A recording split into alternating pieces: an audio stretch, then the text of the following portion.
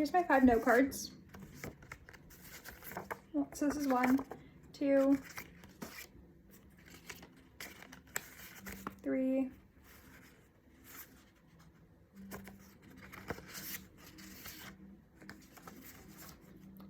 4, and 5. I'm gonna rearrange these really quick. Okay.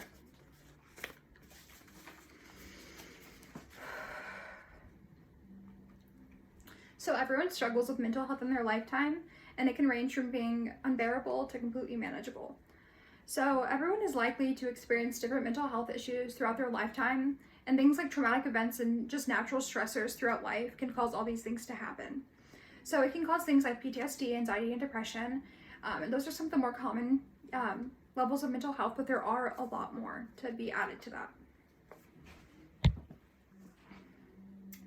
In a journal titled Mental Health in Higher Education, written by Heather Clark, states, the majority of mental health disorders are an onset before the age of 24, around the age of many students in higher education. So if we're given the knowledge before we go into college, then we'll be a lot more prepared to deal with the different mental health issues that we might struggle with throughout college. And like Heather stated, many people do struggle with mental health, and a lot of people before the age of 24 struggle, deeply with that issue, with many issues surrounding mental health. So where's the knowledge, and why don't many of us have it? So if we make, mental health classes mandatory middle school and high school, then a lot of us will be more likely to be more knowledgeable when it comes to, issues surrounding mental health, or when we are going through mental health ourselves. So without the knowledge, the stigma will stick around regarding mental health, which pushes many people away from getting the help that they need. According to an article titled Improving Mental Health in Schools, written by Eric Ronson and Catherine C. Cowan, it stated that about 10 million K-12 students nationwide need professional help for mental health reasons. In a high school of 150 students, about 100 students will not get the help they need. So about 30% of students will get the help they need when it comes to mental health issues, and that's for students who are through K-12. And 70% of those students will not get any help, and they don't even know that they have a problem usually, or they don't know that it's completely normal with what they're struggling with. So without the knowledge, we won't be able to thrive throughout our lifetimes. We'll be constantly struggling, and we will never have the knowledge that we need unless we learn it at some point in our lives. So if we do implement these courses, then more people will be able to reach out to one another, and it'll open up the floor so that many people can have these open conversations regarding mental health issues. So if we implement the courses, it'll break down the stigma surrounding mental health. According to an article titled College Student Stress and Mental Health by Donna Holland, she states, the effects of stigma of individuals with mental illness have been a long-standing problem in society. Stigma is a social factor affecting the use of professional mental health counseling. The underutilization of counseling services may be affected by the perceived stigma attached to the use of counseling. So essentially she's saying that there is a stigma surrounding the word, therapy or counseling, and many people need the help to be able to, or many people could use the extra help to be able to get through these problems.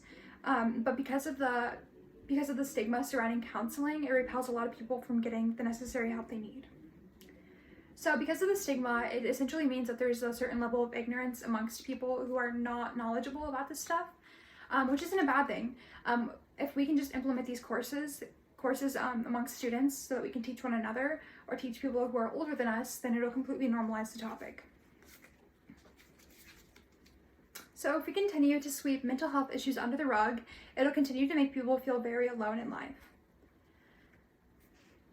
According to an article titled Mental Health, Literacy, Self-Efficiency, Stigma Among College Students, Lorraine Beazle-Becca, Kaiser, and Stuart Hoffman stated, research estimates that 39% of college-aged individuals have a mental health diagnosis.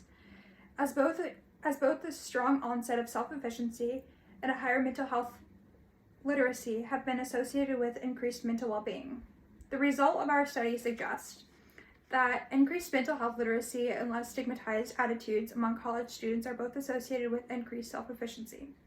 So essentially saying that if there is not a stigma and if we are mentally illiterate, then there is a direct connection with being overall just like your well-being being fantastic and being able to be completely productive, because you don't have all these extra things that are weighing on you. So if we can break down the stigma and become literate when it comes to mental health, then we'll be a lot more likely to be successful.